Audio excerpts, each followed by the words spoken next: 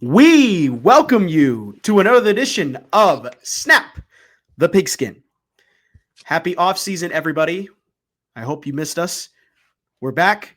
We got some NFL news to talk about. We're going to recap today the NFL season, talk about who was the biggest surprise this year, some of the takes that we, didn't get wrong. We were just, early on the takes that we got right. Playoff picks revisited. We're going to revisit some of our playoff picks and the biggest takeaway from this year, along with some of our picks of the division winners from the NFC and I think the AFC as well. So yes, the AFC as well as those would be the two conferences. Yes. Yes. Okay. As well as bringing up some NFL news if we have a little time. Good to see you, Kedrick. It's been a while since we've done a show together, but March is here and March Madness is just right around the corner. March Madness is here. March Madness started on February 28th with the WCHA first round playoffs. Let's go. Yes, you could argue that it started earlier on. When do we want to give the ACAC some credit here? I guess it also started on February 28th. So yeah, we'll give it there. But conference tournament season in full swing in women's hockey as well as men's basketball, as we know, playing second fiddle to the real championship coming up. Oh yeah. But yeah, crazy time. So yeah, you can't forget about football. Let's start with our drive of the week, our off-season drive of the week, and we start with first down. And just to recap from this season, there were a lot of teams that we expected to be where they were at, but there was also a couple of surprisers this season that kind of shocked us, kind of shocked me, kind of shocked Kedrick. And I want to start with you, partner, on this because there were a couple surprises this year that I did not expect. So what was your biggest surprise of the season or biggest surprises of the season? Yeah. So let me level set. I kind of wrote the outline for this episode like a full month ago. So this has been lingering here. It's been sitting there. Yeah. Right. We got through the Super Bowl and then it's all right. Well, we're going to take a couple weeks off, regroup. Now, I don't want to spend my time talking about guys running around their underwear at the combine. I don't think anybody needs to hear that from us. There's plenty of free agency trade adjacent machinations going on. We'll tamper that all down when it all settles. But let's take a big picture look back at the NFL season. What did we learn? What can we take away from it? That's what this episode is going to be. This is a capital N narrative episode. And looking at this NFL season, I don't know if there's a more narrative that shocked the rest of us than the Washington Commanders. Like, I don't know how the biggest surprise of the season cannot be the Washington Commanders. There's an argument for surprises in the opposite direction, right? Like, the Bengals kind of faltered again. They were good. Joe Burrow was good. Just barely missed the playoffs in a difficult division. It turned out to make the playoffs in. The San Francisco 49ers missing the playoffs entirely and not really being that close to it either. They were hurt all year. I think you and I entered the season with some real questions about that team. I think if we want to put a positive spin on things, it's just the revelation that has been Jaden Daniels through one season, albeit, but now and going forward, how Washington is going to build around this young quarterback, of course, with Deebo Samuel headed to the Washington Commanders. I said, as we're going to get into those kind of movements a little bit later on, but that's a big development, just judging how that front office is viewing its success this year, not as a blip, as something serious. And yeah, maybe they got a little bit lucky in their path to an NFC championship game. But they still had to get there. They still had to win games. Jaden Daniels looks legit. And who knows how long that will last. But man, they're going to be really exciting to watch. That's a fun brand of offense with another offensive weapon incoming. If they got that defense straightened out, that's a real threat of a football team and a team that shook up the pecking order as we knew it in the NFC in just a matter of a few months. Yeah, I mean, the biggest thing here when you look at the Commanders is, even to go back even deeper and more in depth than this, is they got rid of a scumbag in Dan Snyder and they switched him with Josh Harris. And there are some teams that just, I think when you have a new owner that cares and gives a crap about the team, it's a big difference. I mean, Josh Harris comes in immediately. What does he do? Hires a GM in Adam Peters from the 49ers. Okay, 49ers, great in their department in terms of drafting, scouting players, finding those players that can bring talent into you. And then on top of that, with the way Adam Peters drafted, I mean, he got Jaden Daniels right in his lap. So just how the way that this season went for the Commanders, it all goes back to the beginning of this year with Josh Harris taking over as the owner. Because if that move doesn't happen, I feel like we're kind of in this cycle of the Commanders maybe still struggling to try and find wins. Because remember, because you look too in the Dan Snyder era, they were, not making the playoffs at a rapid rate. They were really kind of middle of the pack or bottom of the pack team. Yes, but so much of this is just quarterback dependent, right? Yeah. Like after the RG3 debacle, and yeah, there is some Kirk Cousins contract machinations built into the Washington conversation, but so much of this is just built on getting the quarterback right.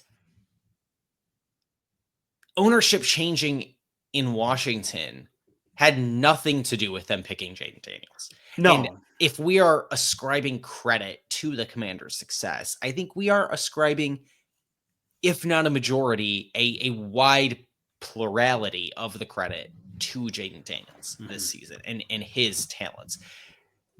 When Caleb Williams goes to the Chicago Bears, part of Jaden Daniels to Washington is something of just what was baked in here. That was simply going to happen. So I don't know that I put so much credit on ownership. I know that banging on ownership is very much right in your wheelhouse. Look, I do it as much as the next guy, but I don't think it affected Washington in this rapid case. I think it will have more effect on that organization long term. Yeah. But I don't think it's granted, I don't think there's any real way to know. We don't know what Dan Snyder maybe would have forced in that draft room on draft night in 2024. But at least there's seemingly more stability there that people are giving credit to help them move forward. And that's what I'm kind of going off of what you said. Just like there's a lot more stability with Josh Harris than there was with Dan Snyder. Like you do have to give credit to Jaden Daniels, man. He played some of the best football the last 2 months of the season that I had seen from a rookie in a long time. And there have been a lot of rookie quarterbacks that have stepped up and played well, but he played some really good football down the stretch to get Washington into the playoffs. You think his season, and there's obviously recency bias built into this, but like better than CJ Stroud's last year. Yeah, I think way better than what CJ Stroud had last year. Because you look at CJ Stroud at the end of the season, they did get a playoff win, but like they were in the same spot that they were last year that they were this year. Like Jaden Daniels also too had one of the best games of his career, and he was just a rookie. I mean, in the playoffs. So I mean, Jaden Daniels ranked 9th in the league in adjusted EPA per play this year at 0.206, and a season ago, let's see, CJ Stroud. I don't think he was close to that. 13th at 0.135. So like on a per play basis, not anywhere near that number, but there were quarterbacks across the board were better this year compared to what they were in 2023. In 2023, there were only 2 quarterbacks that eclipsed 0.2 EPA per play. In 2024, there were we go all the way down to 9. Yeah, Jane Daniels was the 9th of them. So like quarterback play across the league was certainly up this year, at least by an EPA per play standpoint. And I would probably agree with that in a, like in a qualifiable sense, just thinking about it. Yeah. Yeah, I agree with you with the Commanders on that. Biggest surprise for me this season, Kedrick, is how is the running back position got valued again in free agency. I mean, that was kind of a shock to me. When you look at Saquon Barkley, Derrick Henry, Josh Jacobs, those guys who are in kind of their late 20s, going into their 30s, looking like usually at the running back position, when you hit your 30s or your late 20s, it's pretty much curtains for you at that point. And the fact that all 3 of these guys got signed to different teams and immediately made impacts for their teams, especially Saquon Barkley. I mean, Saquon Barkley got the Eagles to the Super Bowl and had one of the greatest single seasons that we've seen from a running back in recent history in the NFL. Derrick Henry this year looked like Derrick Henry again in his, with Baltimore. And on top of that, you have a quarterback in Lamar Jackson. That was something that Tennessee really never had for Derrick Henry during his time there. He never really had a solid quarterback. He was kind of stuck with the Ryan Tannehills and the Will Levises. So that was a great fit for him coming to Baltimore. And you look at what he did with the Ravens. And then Josh Jacobs, like, as Packer fans, we saw what Josh Jacobs did this year, and it was pretty good. I mean, it was way better than what they had in past years with Aaron Jones in the running back room. A guy who was just explosive, can get yards after contact, can catch out of the backfield. And all 3 of these guys had a certain impact this year. And I think that was a big surprise to me because you're not taking a running back in free agency. You're just not going to pay for a running back in free agency. It just is, a lot of times it never works. So the fact that these 3 guys, they paid these 3 guys in free agency and they all panned out well was just by far and away one of my biggest shockers, because I truly did not expect that to happen. And also too, Saquon Barkley just got an extension for the season that he just had as well. Yeah. I think we are, it's very clear based on the success of guys like Saquon Barkley, like Derrick Henry, that running back is absolutely a valuable position at the very top end. I do not know for certain that it is a position that's valuable for, a median running back. I think probably the market would still overvalue an average running back, but that top end talent is probably worth it, particularly given that this season, I think we saw the pendulum swing a little bit toward, regardless of the offense, regardless of Saquon Barkley, regardless of Derrick Henry, we saw a little bit of a swinging towards, no, running is becoming more efficient in the league as defenses have swung so hard in the direction of trying to stop the pass. It's just, this is the way the game works, is offenses adapt. It's how we ended up we were playing in a 1 high league for a long time. League became a 2 high league, and now it's looking like, all right, they're going to have to swing back in another direction as well, because we're getting some beefy guys up front on offense. Some of these huge tight ends, Tucker Kraft comes to mind as a Packers fan, right? Some of these big bowling balls at running backs, some of these heavier personnel, and the Eagles are kind of the prime example of that, right? Like it's not, their offensive line wasn't as big as it was when they last I think it was last year. They had an even larger offensive line, like by weight, by tonnage. Oh yeah. But this is still a beefy team built up front, which is making these offenses more effective at running the ball. And I think we're going to see that continue. We're not going back to the way football was played, where we're gonna, line up with 3 tight ends on Line up in the wishbone. Yeah, that's obviously not going to happen. But some of these power spread concepts are pretty clearly coming back, and I wouldn't say it's the biggest surprise of the year in my opinion. Obviously, that I'm giving it that to the Commanders, but I think what makes it that much of a surprise is how quickly it has really smacked us in the face. Oh yeah. Because I think we went from a league that, look, and I even said it earlier, quarterback production was up this year compared to last. This MVP race between Lamar Jackson and Josh Allen is kind of part of that. Like that was 2 deserving MVPs having really, really, really good seasons. But I think part of the reason they were quarterback production is up across the board, right, is there are running games to complement these guys, and quarterbacks are being put in really, really good positions this year. Think about Baker Mayfield, right? Such a great season. Incredible season. How much of that do you give to Bucky Irving, right? Like putting that offense in the right place and that offense being able to do the things. Jared Goff, an incredible season. How much of that credit do you give to that Lions offensive line, their ability to consistently run the ball?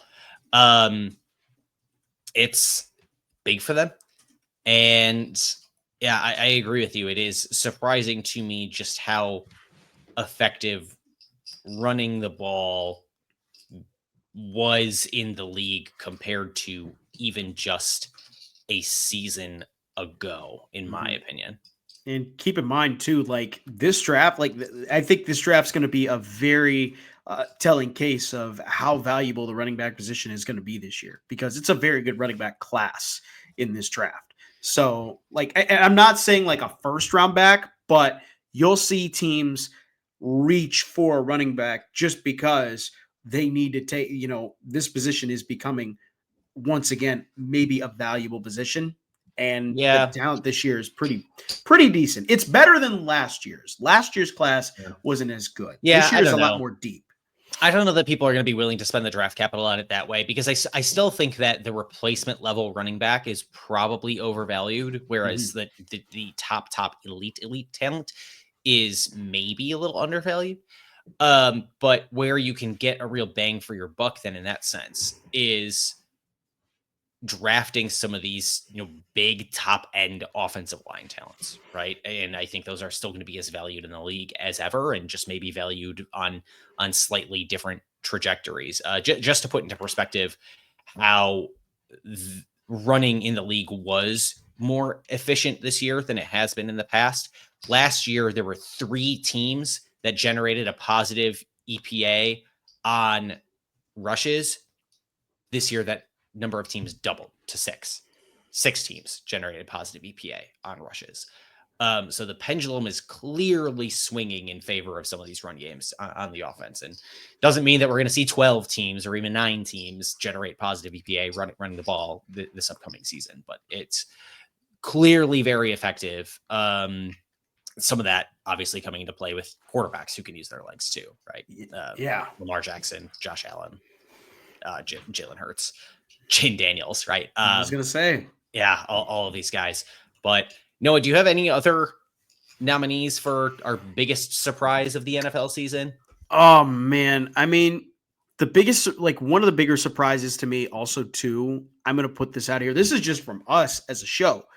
The Minnesota Vikings this year, and how we picked them. We picked them to finish dead last in their division, and they wound up making the playoffs and finishing second in the division, which that is really impressive with the roster that they had. And I give credit to Kevin O'Connell, and because he won Coach of the Year this year. It just, the work that he did this year to get this team to where they were at is insane. And Sam Darnold is going to be a free agent, and he's going to get a lot of money from the season that he just had this past year. I mean, yeah, that's another one. Going the opposite direction, one thing we were very surprised by is we looked at the NFC South coming into this season, and we're like, this is Atlanta's division. Done. Mm-hmm. Wrap it up. Oh, yeah. Man, were we wrong. It was still the Bucs division. Yeah. Very much so. And it's not that we didn't say the Buccaneers couldn't do it. Very much I was in a spot of Baker Mayfield, you got to prove it to me one more time. He has proven it to me. Kirk in Atlanta never clicked, and now that thing is over. It's just unreal. Amazing work by the Falcons in their quarterback situation. Yeah. Look, a screw around job by the Atlanta Falcons should not ever be taken as a surprise, but unfortunately we let it take us by surprise this season. So that's too bad for us. Yeah. That'll be one of the things in Atlanta Falcons history that people will talk about, and they'll be like, do you remember when they took Michael Penix and they had Kirk Cousins on their roster that they paid the bag for? Like, that was just, Atlanta just was not thinking football. Yeah, they were just being stupid. So that was a good first down. Second down here. Talk about our bold takes that we got right. This segment, I feel like, is mostly your segment because you are never wrong, good sir. So no, never wrong, just early. I wish I had gone back and pulled clips for this show. There's a ton of clips of you being right. I think the boldest take that I got right was probably my preseason projection on the Broncos and being like playoff curious about the Broncos.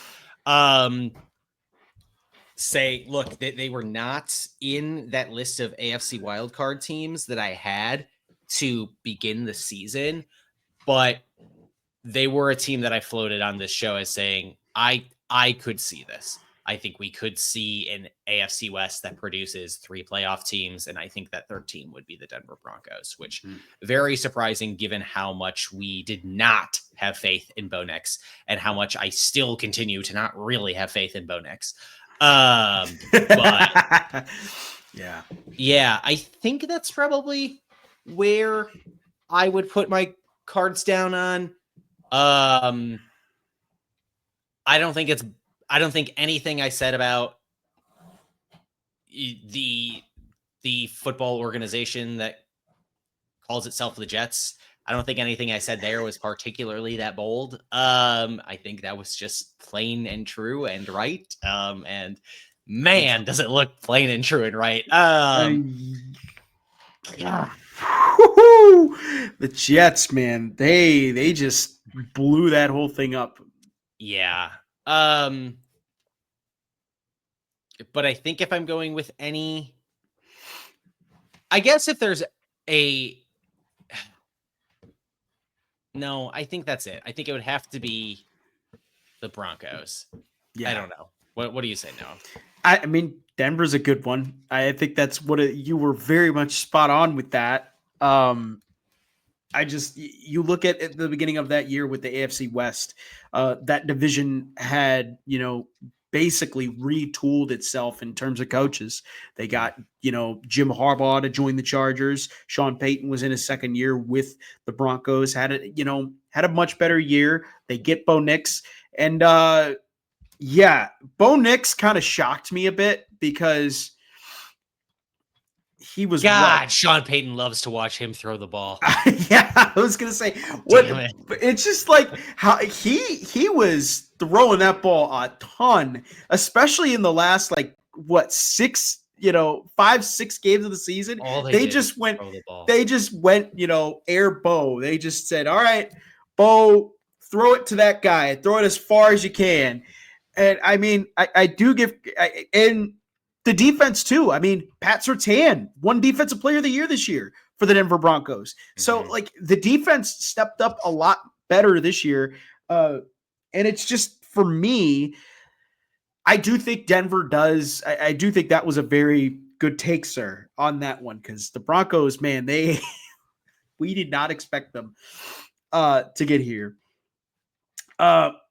One pick I will say that was very much right, that was that we would see 3 teams from the NFC North make the playoffs as well. I'm gonna because the NFC North is, even sadly though, the Bears didn't make it. That is the perfect encapsulation of the never wrong, just early energy. Yes, that's actually it. That is the perfect. It's perfect never wrong, just early. Perfect take for this segment. And I mean, the NFC North, you look at it, we had them, in our preview. We said, we both said there would be 3 playoff teams from the NFC North.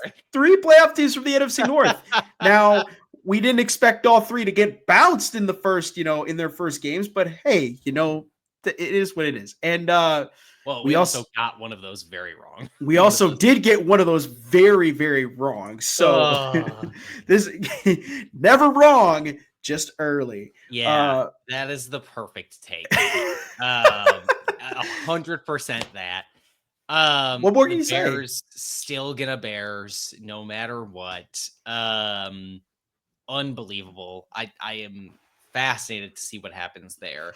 There are some real questions about what's going to happen in the next couple of years in the NFC North, because I still think the Bears are like on the right trajectory. I think people got a little bit ahead of their skis, seeing us a little bit included, seeing the potential for talent there. I still have massive questions about Caleb Williams and his ability to not get sacked, because that is the same thing that doomed Justin Fields. And it looks like it might be the case that the Bears went out and replaced their quarterback with one fatal flaw with another quarterback with the same fatal flaw. That is what I worry about this season. They went ahead and replaced Justin Fields, who had an abysmal sack rate, with a quarterback who had a slightly worse sack rate this season. So like that's not great. But yeah, three teams coming out of the playoffs into the NFC North. Definitely never wrong, just early on that one. We were wrong on it being the Bears instead of the Vikings. But I just don't know what's going to happen between Chicago. What does Detroit look like going forward? They maybe missed their window. Both those coordinators are gone. That is rough. Both their coordinators, that staff got gutted this year. Both of their coordinators, who both call plays. Like, I'm not a huge Dan Campbell believer. I understand he did a good job of putting a broken culture in that organization back together. But like, I think Ben Johnson's going to be Ben Johnson, and that's why I have some renewed confidence in Chicago, particularly seeing what they're putting around him in Chicago as well.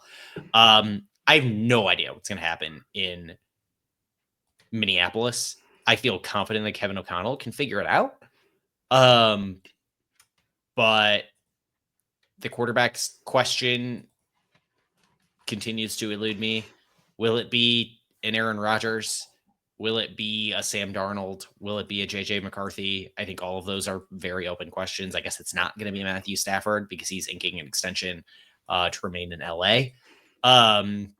Just finish the prophecy. Just bring Aaron Rodgers to Minnesota. I don't think that's going to happen. But bring Aaron Rodgers to Minnesota. Just do what you are completely muted here, pal. I cannot hear anything you were saying. Oh, just kidding. This is on my end. I muted my computer. Oh. Go ahead. That's me. I was gonna say, just bring Aaron Rodgers into Green Bay or into Minnesota. Just complete what we did with Brett Favre. It's just, but no, I do think there are some big concerns with that NFC North. I think the one thing is definitely going to be the Detroit Lions. Their staff got gutted, and we've seen this, in the past from teams when their staff gets gutted and they have to re-pick staff. It can be, it can be a different change of the team. To where, you had a team that, look at Detroit last year. They were one of the top teams in scoring offense. They put up a lot of points. And on the defensive side, they played really well in defense with Aaron Glenn. Take those guys away. And, oh, by the way, we're going to poach your offensive line coach. We're going to poach, some of your guys from the defensive line. We're going to poach some of our defensive back coaches. Now let's see what you can do with those guys gone from the last regime. Like, that is so hard to do. The only other team that I've seen do that successfully is the Baltimore Ravens. I mean, you look at it, Baltimore had their entire defensive staff gutted, and they still were able to make the playoffs. Like, that's a hard thing to do. So I do think there are concerns there with Detroit.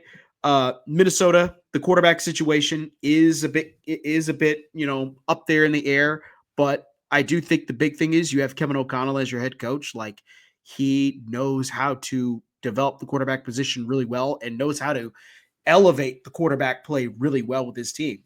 Just look at Sam Darnold last year. I mean, Sam Darnold really didn't have a good situation coming in, to his career. He was with the Panthers. He was with the Jets. He really didn't have many opportunities.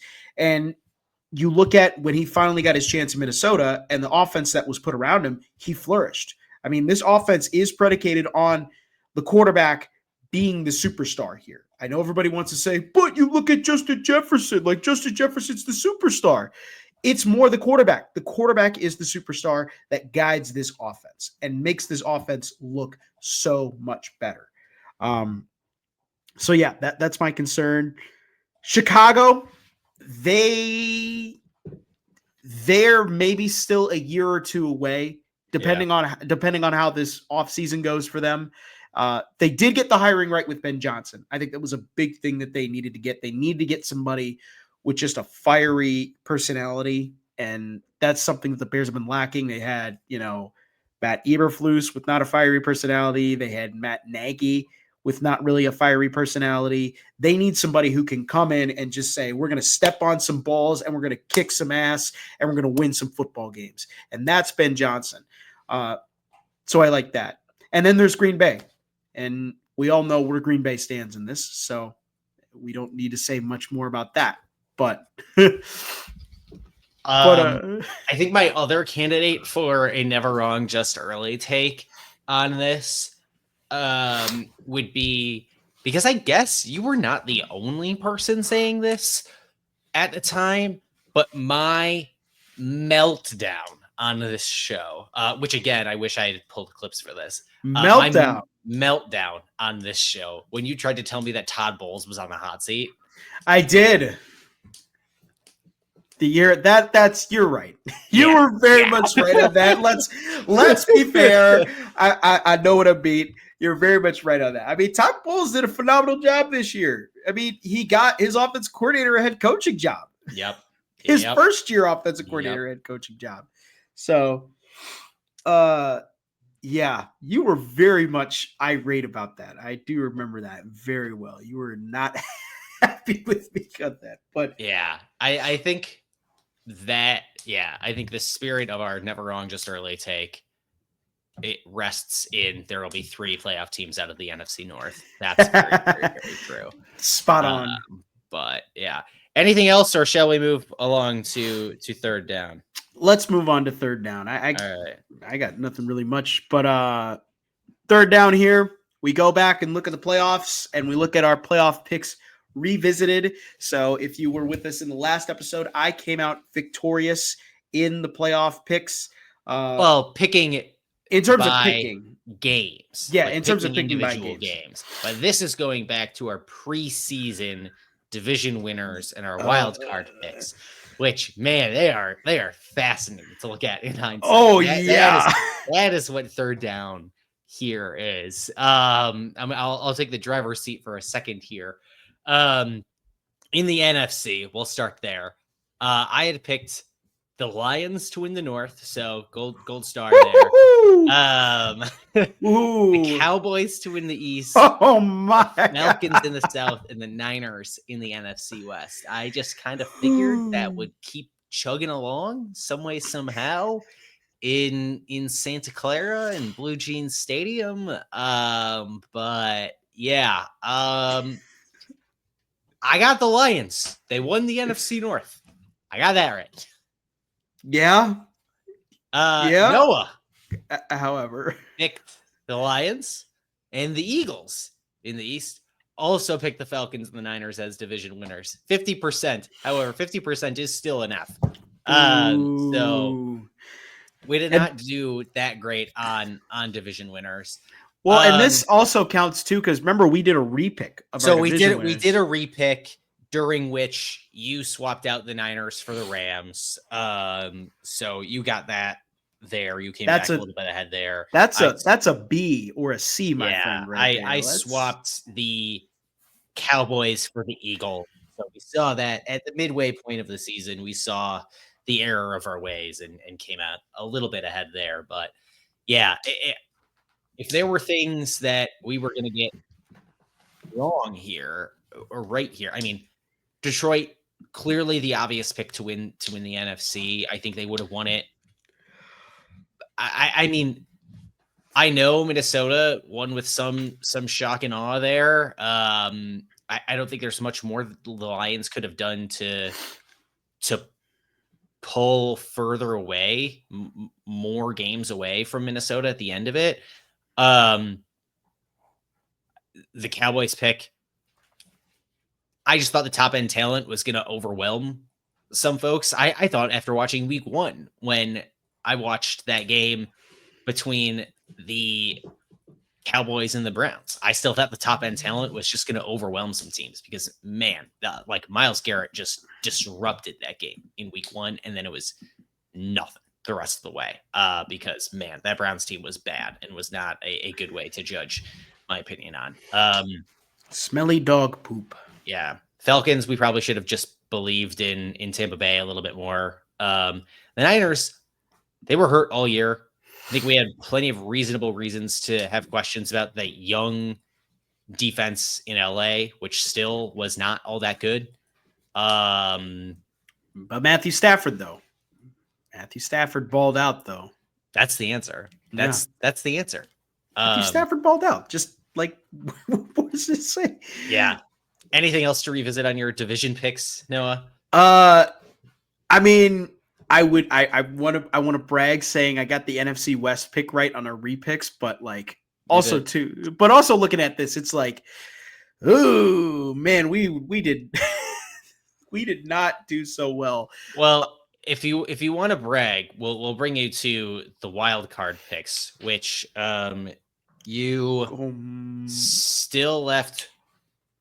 When you repicked, you still let the 49ers make the playoffs as a wild card. Yes, I did. After originally picking the Packers, Rams, and Bears to make it as a wild card. Both mine and your wild card picks out of the NFC. So all in all, you picked 4 of the 7 NFC playoff teams correctly. I picking 3 of the 7. Me not having the Eagles as a playoff team. Yeah, that kind of stung. Yeah. Very, very, very much in oversight, in hindsight. Did not give enough credit to that team coming off of a Super Bowl appearance. Yeah, that was a big mistake on my part. I mean, like when they got Saquon Barkley, the thing that I was kind of looking at too, like, was it's like, okay, this team's going to be decently good. The other thing I think was they got Kellen Moore and they got Vic Fangio. Mm-hmm. So they'd be able to at least make some magic with those two. And especially with Vic Fangio. Vic Fangio is an incredible defensive guy. I was surprised at how quickly with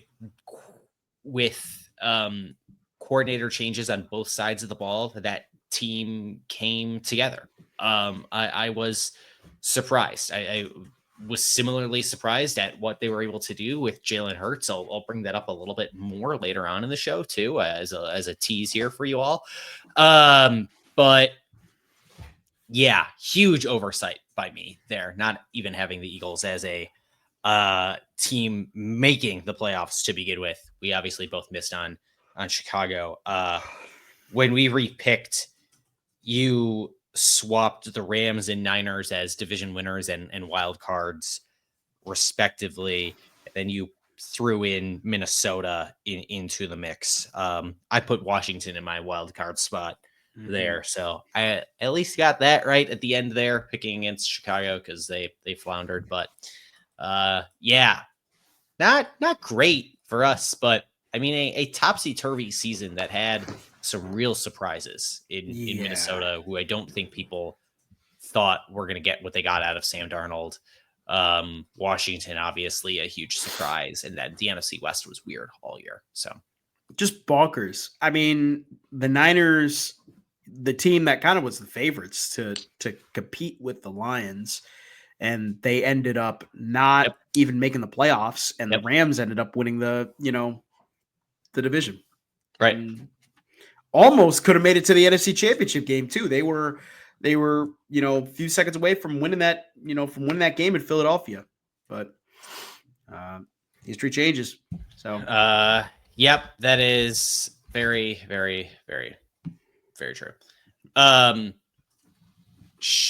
Let's move on to our AFC playoff picks, in which I picked the Bengals to win the AFC North, the Dolphins to win the AFC East. This one I regretted basically instantly. I said on the show I was doing with Jack to preview the AFC East that I wanted to just not really knowing what any team in the AFC East was going to be. I just wanted to trust the top end quarterback talent and take Josh Allen. And Bills fan Jack Goods convinced me that I should pick the Dolphins because he is a doomer and gloomer as a Buffalo sports fan. As a Bills fan. Yeah, I should not have listened to him. I regret that. And then took the Texans and the Chiefs, which both of those were right. Unfortunate. Noah picking the Ravens, Dolphins, Texans, and Chiefs. The only pick there he got wrong being the Finns. Otherwise, 3 of the 4 division winners in the AFC. Correct. In what was a topsy-turvy year in the AFC North, at least. Between the Ravens and the Steelers. When I went back to repick, I picked the Steelers to eventually come out on top in the AFC North. They floundered because they could not score points. They couldn't score points. They couldn't score more points than the other team. That's pretty simple. Yeah, not an exciting playoff race in the AFC West, at least for the division lead.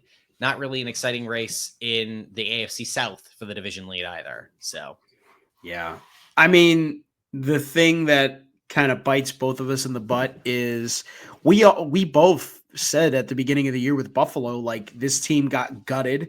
Yeah. They don't have their wide receiving core is a bunch of nobodies. That's still true. All of that is still true. And it's still true. And they still somehow made the AFC Championship game and won the division.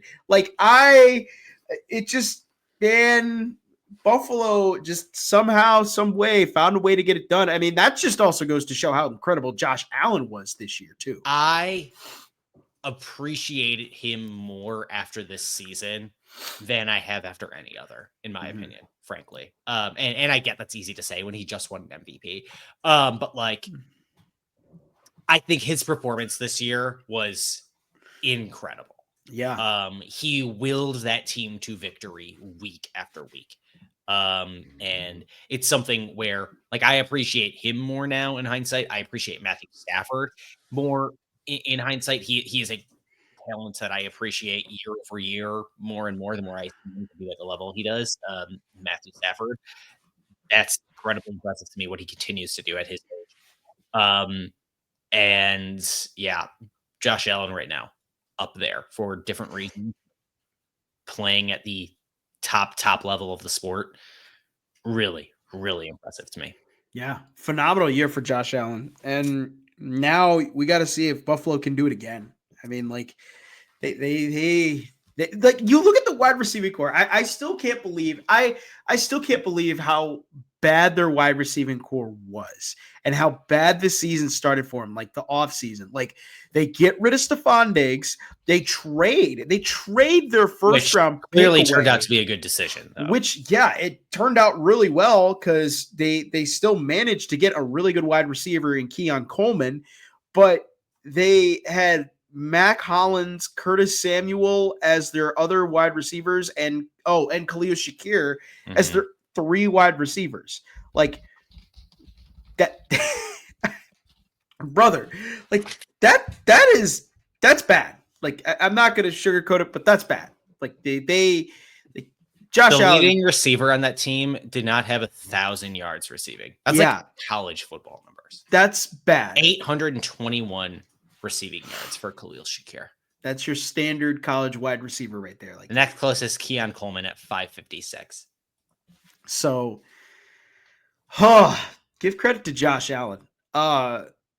Man, what about now? Let's jump into the playoff picks. Now, I'm curious because we got the playoff picks here.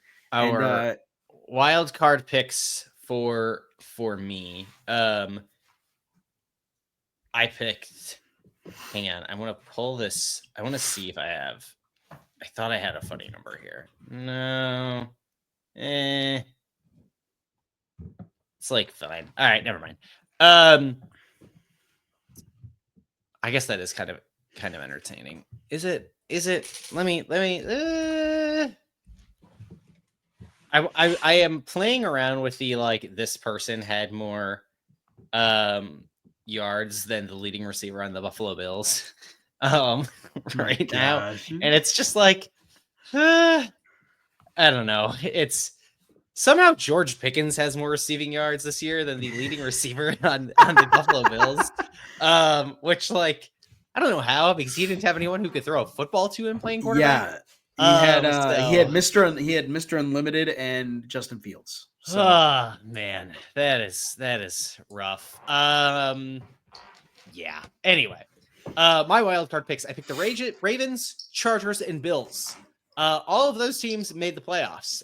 2 of the 3 of them won divisions, but all of those teams did end up making the playoffs. They are who I picked coming out of the year. So I got 4 of the 7. And Noah, as you recall, I did mention the playoff races for the division in the AFC West and the AFC South were not very entertaining.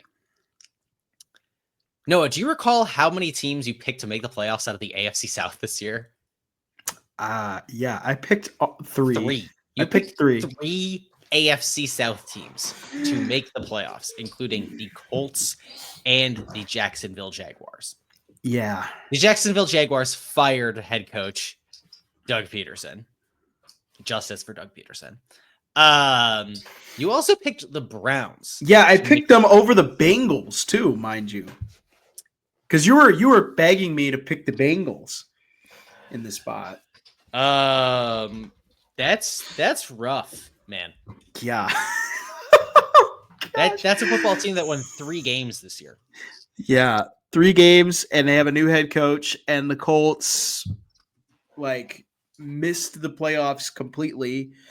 And the Browns, like I had 2 3-win teams on there, and then what was it? The 6-win Colts. The Jags won 4 games. 4 games for you, and the Colts did win 8.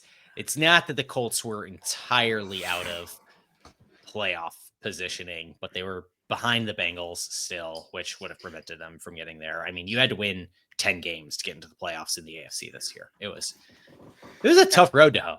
Yeah, this is one I'm gonna have to swallow and come back next year stronger. I mean, the Browns but keep in mind that if you combine the win totals for the Jags and the Browns, they're still 3 games out from a playoff. They're still gonna miss the playoffs by 3. Have 7 wins by 3 games. You have to also I keep in mind with this with Cleveland. Cleveland was doomed from the minute Deshaun Watson got traded to their team. I mean, And now he's not even going to be able to play for him. He hurt his Achilles again. Yeah. Remember, he hurt his Achilles again. He may not play all of 2025. And Cleveland has to give him so much guaranteed money. This was a bad trade from the minute he got traded. This was so 99% of other people on the planet, I would say, good for you for getting the bag. But unfortunately, Deshaun Watson is in the 1% of terrible, terrible human beings. Yes, he is in his own class right now. And it's just bad. I mean, it was fun watching Jameis Winston for some games, but man, this is going to be one of those trades that puts the Browns back to where they were before, which is being the Browns, a terrible franchise. And I mean, if they draft a quarterback, great. I mean, he's going to suck. Cleveland is losing Nick Chubb and Myles Garrett probably. That's your two best players on offense. It's your best player on offense and your best player on defense. I'm sorry, Cleveland fans, but your Super Bowl window is closed and it was never even opened. It was just an imaginary window. Yeah, I have no idea what they're going to do. Yeah. Tennessee has the number 1 overall pick. Who knows if they're going to keep it, given that they did just pick a quarterback in Will Levis. Mr. Mailman. The Mailman. There's that. The Browns at 2. I mean, it's if I'm them, I go get Abdul Carter because he's a freak. You could easily replace Myles Garrett with Abdul Carter. That's your solution. Yeah. And you get draft capital. You get a ton of draft capital. I think I mentioned Myles Garrett being a freak for the Cowboys earlier when I was talking about that week 1 game between the Cowboys and Browns, and I obviously meant Micah Parsons, if you're still listening to us. I am just now realizing. Anyway, yeah. So now, we're around 50-ish% on picking playoff teams. That's not the best. It's still, yeah. But let's move on to 4th down. And find our big picture takeaway from the 2024 season. And I want to say that I have had a very hard line take on what kind of quarterback you need to win a Super Bowl. And I think my big takeaway from this Eagles Super Bowl is I'm ready to start at least walking that back, if not outright throwing out my take. And my outright take has been for the last handful of years has been you need an MVP caliber quarterback to win. I think that was true at one point. I don't necessarily think that's true anymore.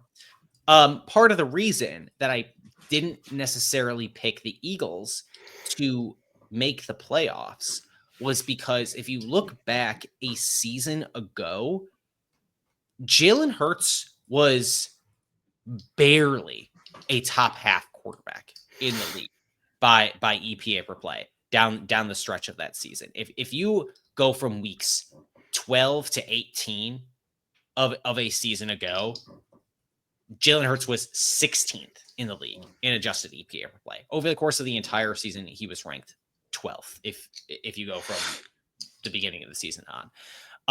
Part of the reason I did not think the Eagles were necessarily going to be the same juggernaut and be a potential Super Bowl contender was because I thought they caught lightning in a bottle, got a good run compared to what you should expect from them based on their level of quarterback production.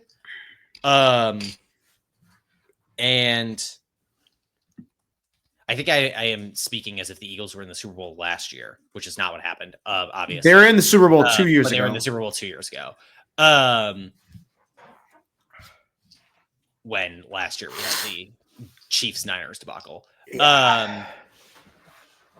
But I just didn't think this was a team that could win a Super Bowl.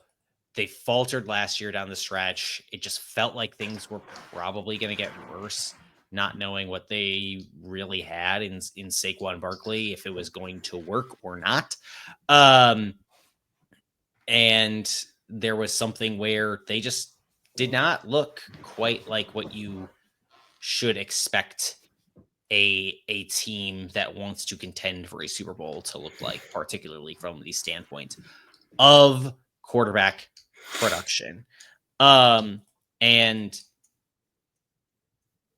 2 years ago, they did catch that lightning in a bottle of Jalen Hurts when over the course of a season, he was 4th in the league in EPA per play. That is an MVP caliber quarterback, but he just hasn't been that every year. He wasn't that this year. He wasn't even really that down the stretch of this season. So frankly, I'm just not sure.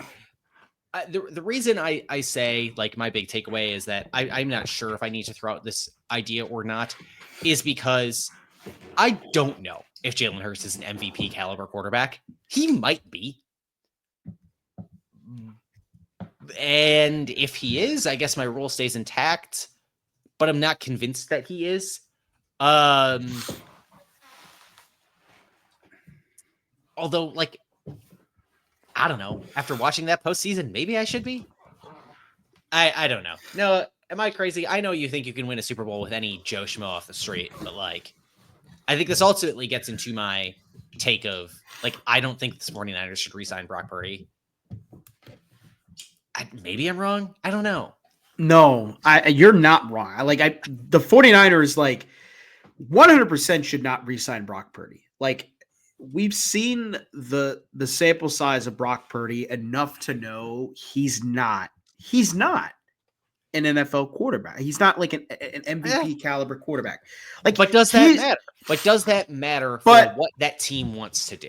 I do. But I will say this though, he is a quarterback that fits well in their system, right? Which is something that is huge to a lot of these head coaches. Like, you look at it, a great example with Jalen Hurts. He fits their system. Brock Purdy, he fits what the Niners want to do, which is run the ball and go with the play action and throw the ball, maybe as few as times as you can and just be smart with the football.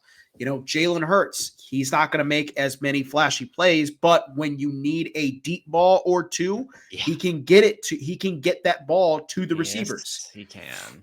Like, which is crazy that we're saying that now, because the entire reason he was benched at Alabama 7 freaking years ago was because he couldn't do that. Yeah, he couldn't do that. And even at Oklahoma, he struggled with that too. Like, it was the same thing. Like, it's the same thing here with Jalen Hurts, but it also goes for the fact too, like, the Eagles built a really good team around him. Like, they have a really good offensive line, really good wide receivers, and a good tight end. You add the running back in as well in Saquon Barkley to be the cherry on top. You have a really good offense at that point. Like, Jalen Hurts really doesn't have to do much. He just has to get the ball to his playmakers. Like, I don't know. I do think that is a very interesting take. It definitely is something that could be brought up in a lot of conversations this offseason. Yeah. The flip side of it too is the other quarterback on the other sideline is Patrick Mahomes, who did not have an MVP caliber season, but part of the reason I believe in this take is, at least like in this heuristic of, can you win a Super Bowl with this person at quarterback, of, are they an MVP caliber quarterback? Could you envision them winning a league MVP?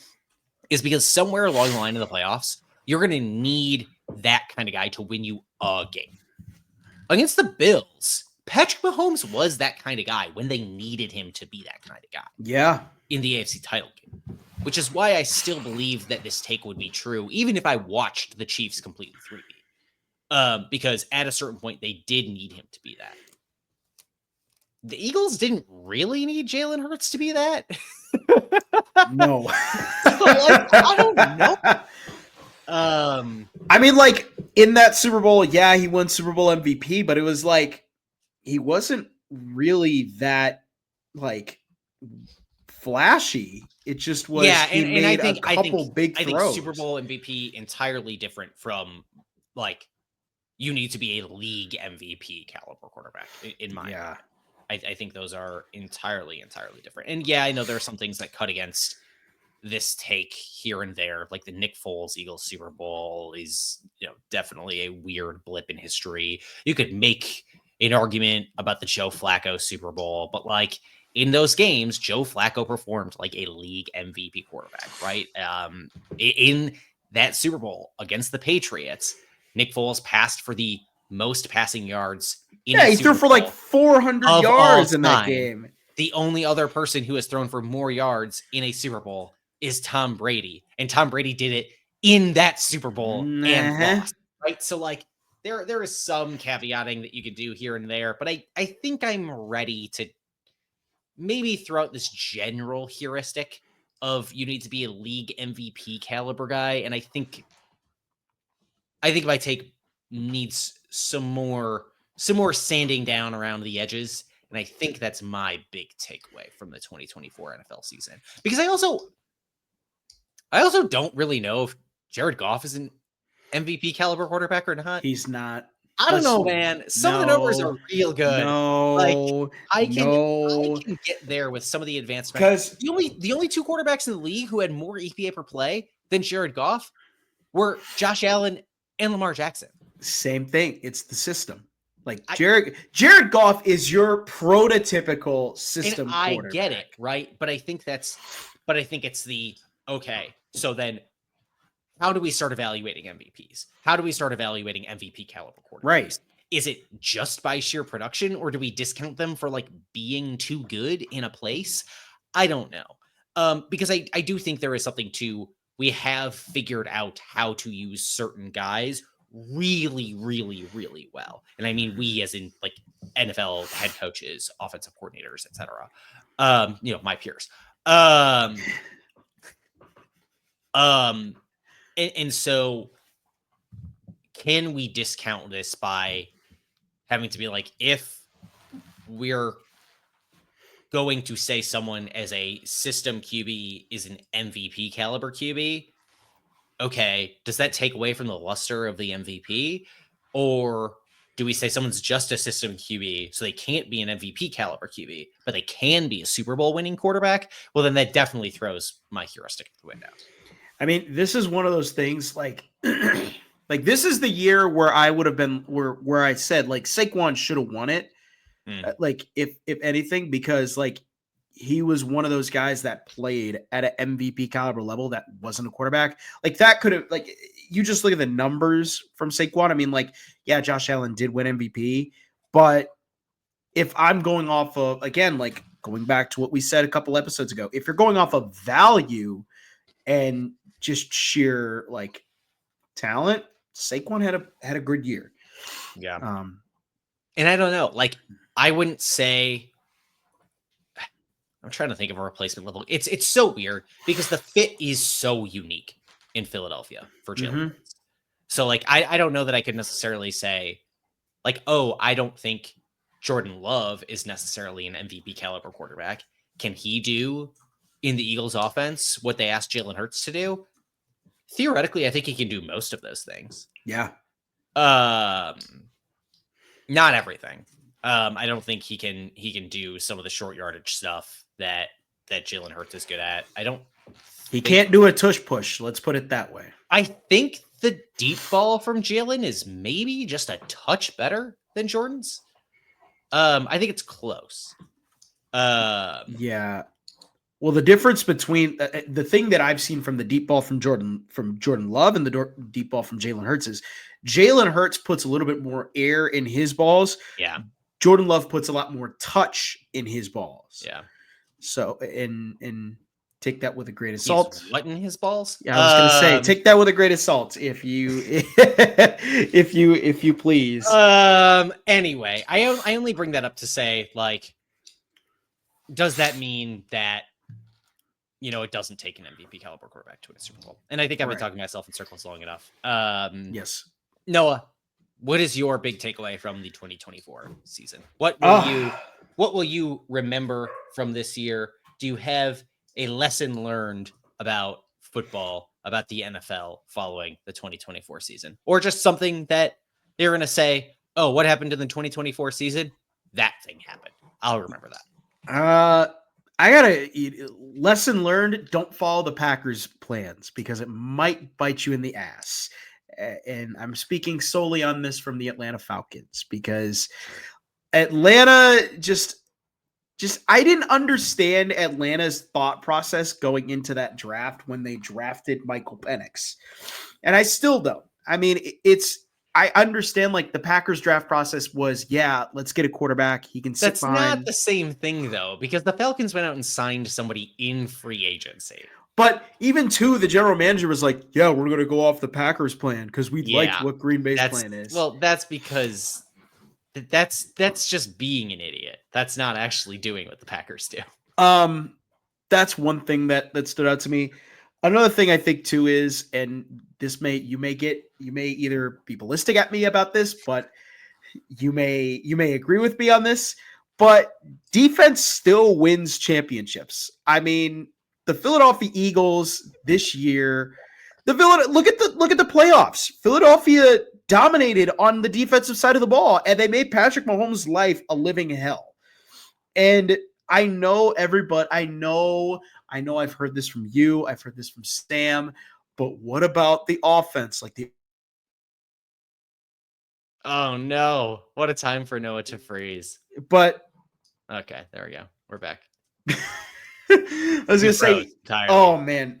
You said you've heard it from me, you've heard it from Sam, but what about the offense? Yeah. What about the offense? Like the offense is the team that has to score. It's like, yeah, but the defense has to keep, the defense also can be really good too and can be such a huge boost for you. I mean, you look at Philadelphia this year, like their defense was insane this year. I mean, you look at the superstars they had. They had Jalen Carter, they had Josh Sweat, they had Milton Williams, they had Zach Bond, former Badger Zach Bond. Then you look at the secondary, Cooper DeJean, the white boy playing corner, Quinion Mitchell, the other rookie, Darius Slay, CJ Gardner-Johnson. They had guys on that defense that were straight up dogs, and they showed it through the entire postseason. So this is a version of the argument that I actually get into sometimes when I bring up my you need to have an MVP caliber quarterback to win a Super Bowl thing. Yeah. Is people love to bring up the Denver Broncos Peyton Manning ring.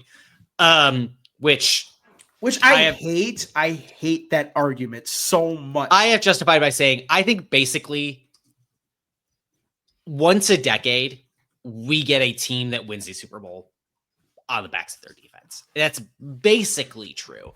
And I think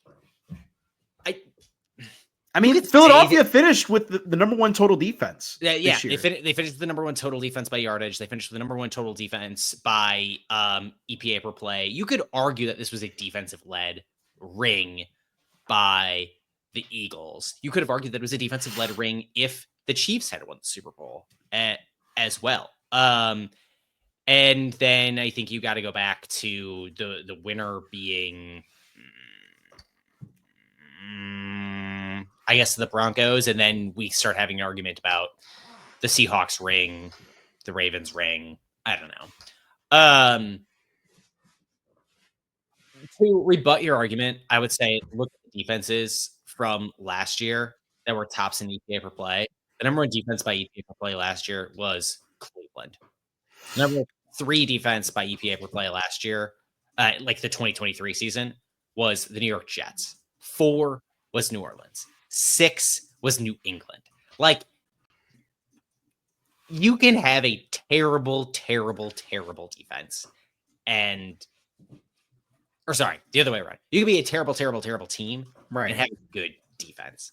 The Chiefs were 5th in EPA per play last year.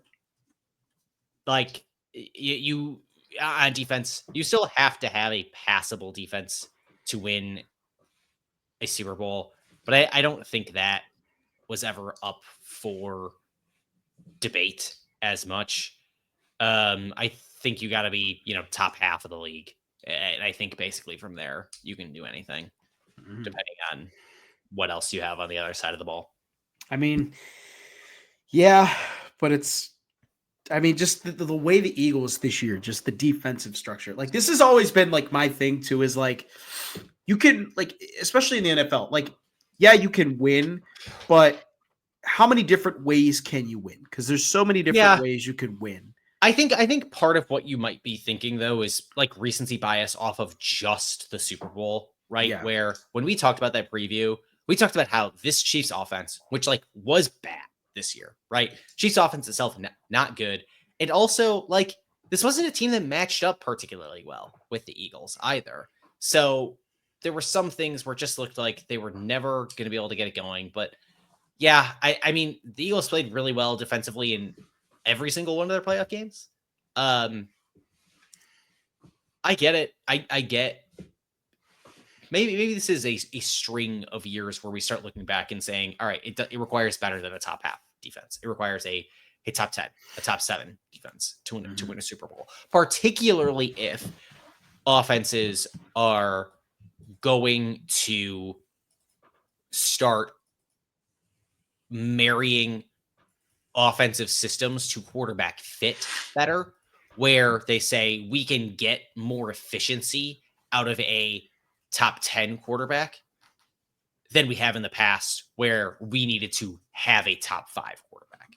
Now, when we know we can get away with a top 10 quarterback, yeah, we can do more on offense with that, but we need the defense to step up from top 15 to top 10 just a little bit to make up for it. I don't know. Yeah. I'm open to your idea. Yeah. Yeah, those are my big takeaways from the year. So pretty psyched. That does it for us here for today. Watch Snap the Pigskin on YouTube at Snap the Pigskin, or listen wherever you get your podcasts. You can find us on Spotify, Amazon Music, Apple Music, et cetera. Also listen to Kedrick's podcast, the Sconnie Six Pack. There's a lot of great stuff there. It's getting close to playoff time for all of the Badger sports that are going on, with the Frozen Four coming up for women's hockey, the March Madness coming up here for men's basketball. Playoff time is coming. So if there are any Badger fans that are listening, give a listen to Kedrick's podcast. Does some good stuff. That's some good stuff.